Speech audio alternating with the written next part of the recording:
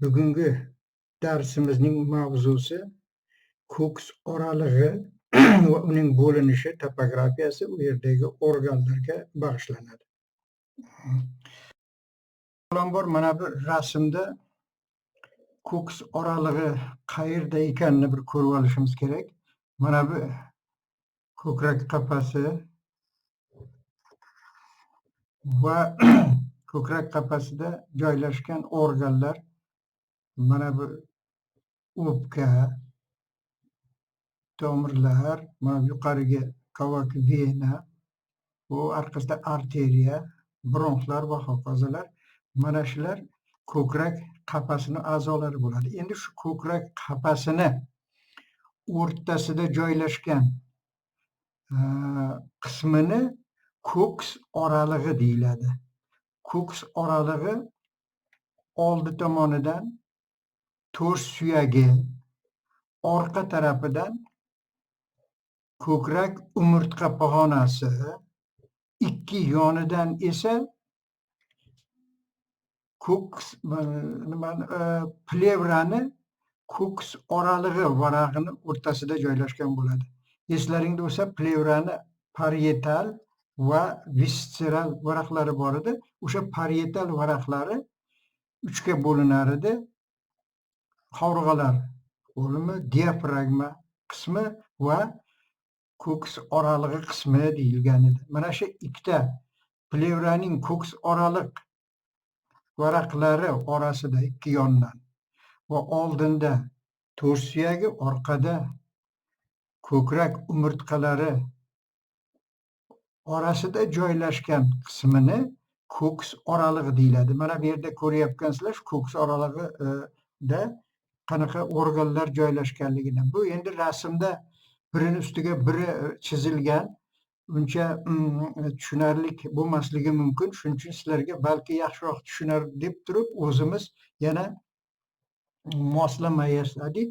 Hozir o'sha moslamada sizlarga ko'ks oralig'ini, uni bo'linishini va u yerdagi organlarni tushuntirishni harakat qilaman.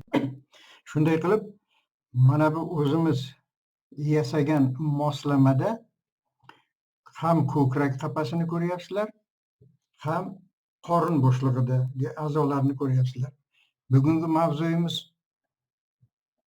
haligi stomatologlarni morfologik darsiga ham bag'ishlangan bo'lgani uchun umumiy qilib ko'rsatdik. Mana bugun hozir ko'ks oralig'ini aytdik. Mana bu yerni ko'ks oralig'i deyiladi. Demak, ko'ks oralig'i oldidan ko'krak, to'sh suyagini ichki yuzasi, orqadan umurtqa pog'onasi, ko'krak umurtqa pog'onasi, ikki yonidan o'pkaning plevralari, ya'ni parietal plevraning ko'ks oralig'i varag'i bilan chegaralangan joyini ko'ks oralig'i deganmiz. Hozir bu yerni bo'shatamiz va orqadan chiqib kelamiz endi. Shunday qilib, mana yurakni olib qo'yamiz. Buni orqasida o'pkani olib qo'yamiz. Keyin yana o'rniga qo'yamiz. Tak, bu tak. Ayrisimon bez. Mana bu oshqozon va qizil o'ngachni olib qo'yamiz. Aortani, ko'krak qismini ham olib qo'yamiz. Shunday qilib biz ko'ks oralig'ini orqa devoriga yetib bordik. Ko'ks oralig'ini anatomik jihatidan klinikalarni yaxshi tushunish maqsadida shu o'pkani orqa tarafidan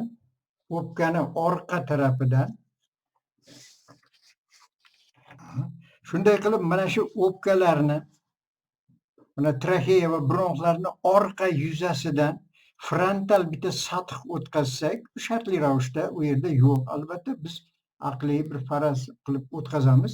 Mana bunday qilib bitta sath o'tkazamiz.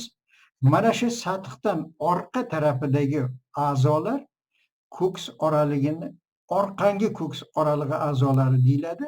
Shu sathdan oldingi tarafdagilari bu oldingi ko'ks oralig'ini a'zolari deyiladi.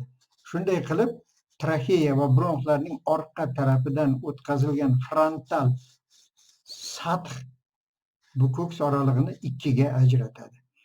Shunday qilib, hozir orqangi ko'ks oralig'i a'zolarini ko'rib chiqamiz. Uning uchun bularni olib turamiz. Mana olib tashlasak, demak ko'ks oralig'ini orqa devoriga yetib bordik. Oldindan ko'rinyapti.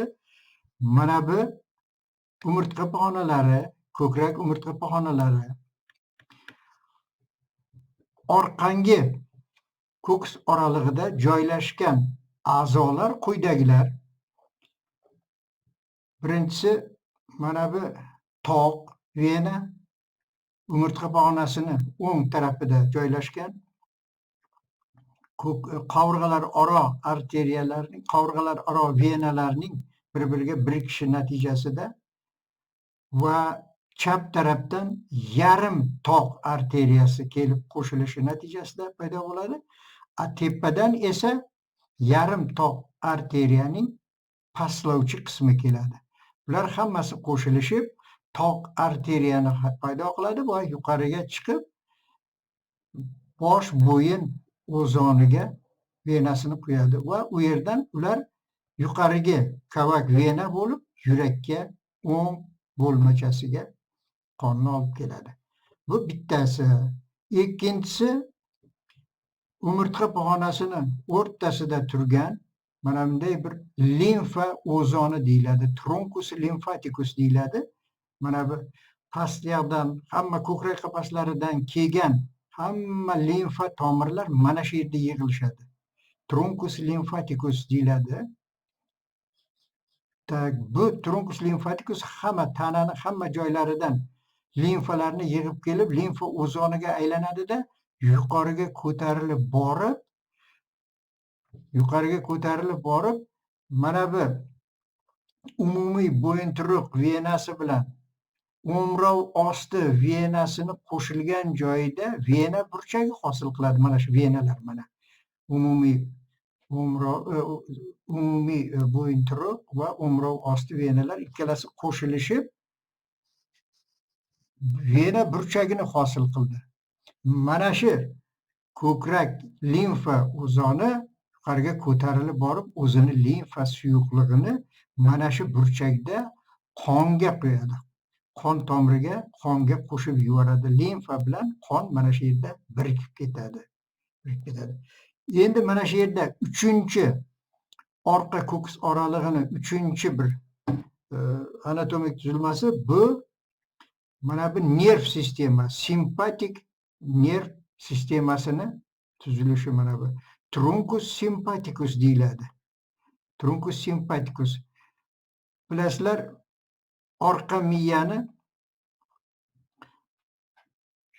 keyin o'tamiz. Sizlar hali nimani o'tmagansizlar. Orqa miyani o'rta shoxidan vegetativ nerv sistema chiqadi, simpatik nerv tolalari chiqadi. O'shalar mana shu yerda nerv tugullari yig'ilib mana shunaqa bir tugullar paydo qiladi. Bularni simpatический uzli, simpatik tugullar deyiladi. Bular bir-biri bilan qo'shilib simpatik nerv sistemasini o'zini paydo qiladi. Demak, orqa ko'ks oralig'ida tog' va yarim tog' venalar, limfa o'zoni va simpatik nerv sistemasini mana bunday stvoli joylashgan bo'ladi. Undan tashqari endi bu yerda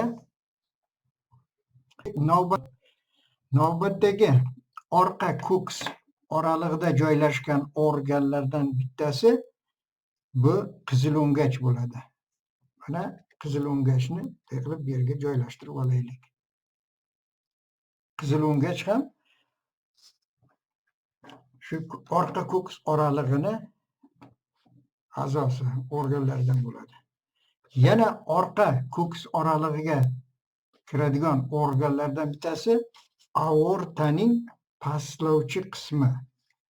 Aortaning ko'krak aortasi, ko'krak aorta. Aorta ravog'idan keyin mana pastlovchisi ketadi. Bundan tashqari yana bitta orqa ko'ks oralig'ining a'zosi mana adashgan nervni o'pka ildizidan past qismi, o'pka ildizidan past qismi. Mana bu yuqori qismi bu oldingi ko'ks oralig'iga kiradi. Keyin bu o'pkani ildizidan bronxlarning orqasiga o'tib ketganligi natijasida bu endi orqa ko'ks oralig'i a'zosi hisoblanadi, adashgan nervning pastki qismi. Bu men bir tarafini ko'rsatyapman, bu tarafda ham bor adashgan nerv. Men endi ikki tarafga sizlarni nima qilmay deyapman. Shu mana adashgan nerv vagus deyiladi. Endi endi yana orqa ko'ks oralig'ini a'zolaridan eslaringda bo'lsa, mana bunaqa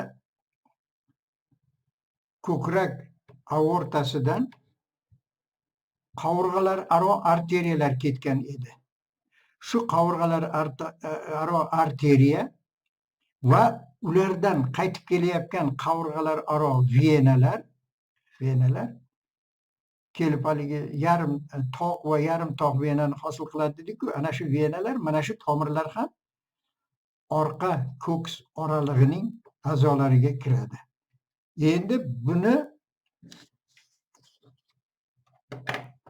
o'pkani qo'yaylik. Mana bu yerda aytdik, sathni yopaylik bu yerni bunday qilib. Bundan buyog'i endi oldingi ko'ks oralig'i bo'ladi. Oldingi ko'ks oralig'ida mana bunday bir o'pka, traxeya va bronxlari bilan o'pka joylashgan va shu o'pkalarning orasida men endi shartli ravishda buni qo'yaman, bunday qilib. Yurak perikardi bilan, mana bu qizil perikard, yurakning xaltasi. Ko'k mana bu rang esa epikard, yurakning tashqi qavati. Bu perikard yurak xaltasi. Mana shu epikard bilan perikardning orasida shunaqa bo'shliq bor. Bu bo'shliqda namlik bo'ladi va yurakni qisqarganda yurakni sirpanishi, yurakni ishqalanishi sezilmaydi. Endi bularni yaxshiroq yana joylashtirib olish uchun mana bu sath degan nimani olib tashlaymiz.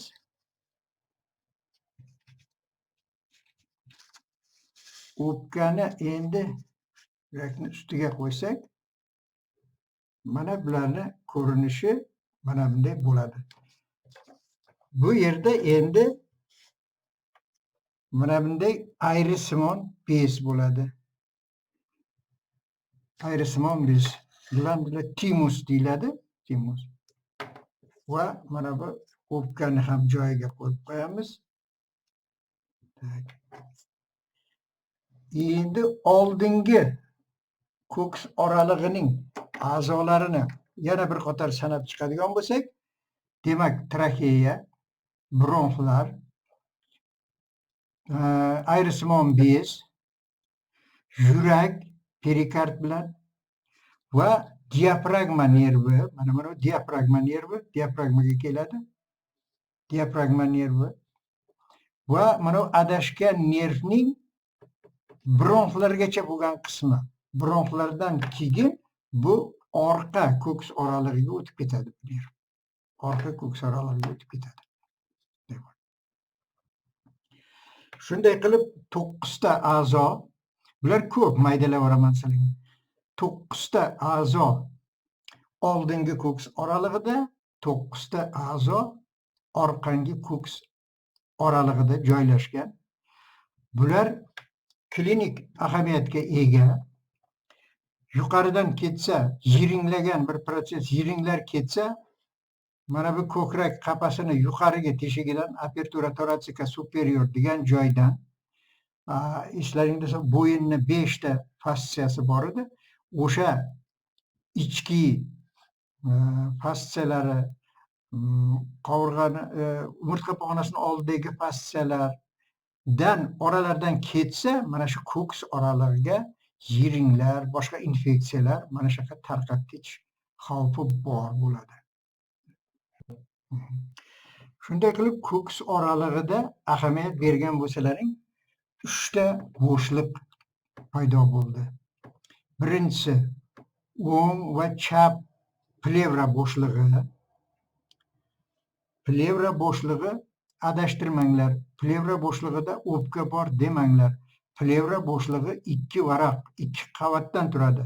Tashqi parietali bor va o'pkani to'qimasiga yopishgan, o'pkaga mahkam birlashgan ichki visceral varag'i bor.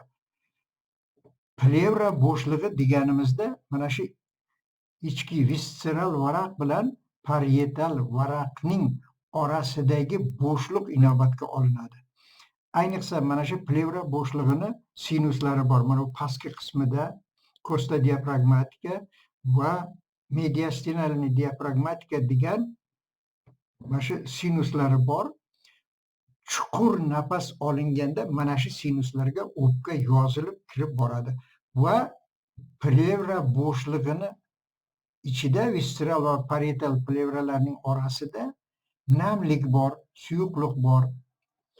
Visceral plevra ozgina suyuqlik chiqaradi, parietal plevra uni so'rib oladi. Natijada o'sha yerda namlik bo'lib turadida, nafas olganimizda o'pkalarni bir-biriga ishqalanganligini sezmaymiz. Agar shu namlik kamayib ketsa, unda plevrit bo'ladi. Ko'payib ketsa, eksudativ plevrit.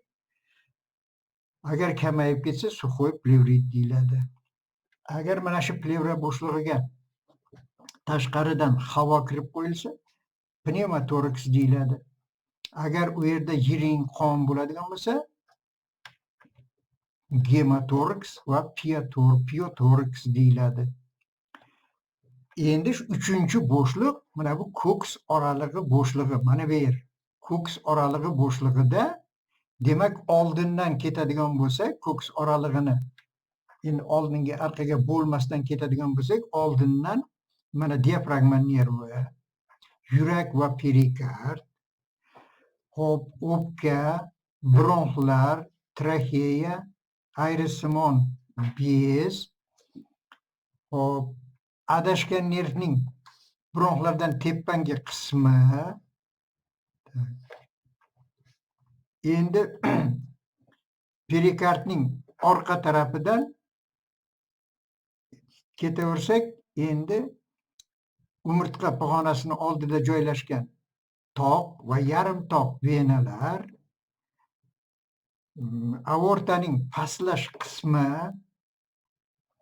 ko'krak qafasi qismi va u aortadan chiqqan o'sha aortadan chiqqan arteriyalar tarmoqlari, qizil o'ngach va limfa o'zoni hamda simpatik stvoli turibdi.